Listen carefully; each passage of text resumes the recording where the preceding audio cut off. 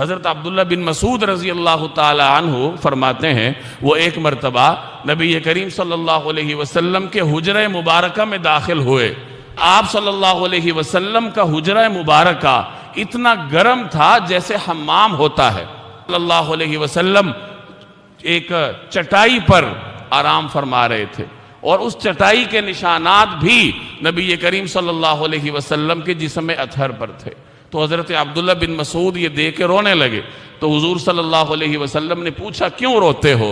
तो हज़रत अब्दुल्ला बिन मसूद ने अर्ज़ किया कि या रसूल अल्लाह, कैसर और किसरा तो मखमल और रेशम के बिस्तरों पर सोएं और आप सल्लल्लाहु अलैहि वसल्लम एक टाट पर आराम फरमा हो, तो ये सुनकर मुझे रोना आ गया।